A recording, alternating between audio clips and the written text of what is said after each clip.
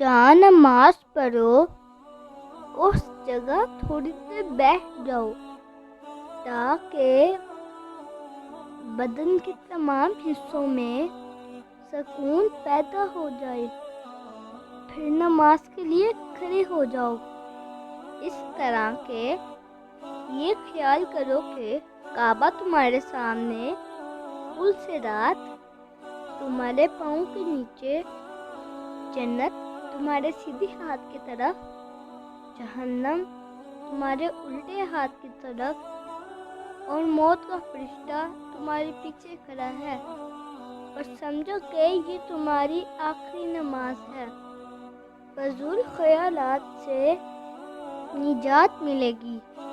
अल्लाह नेकी की बात फैलाने वाले को जज़ाए खैर अता फरमाए। आमीन सुब आमीन।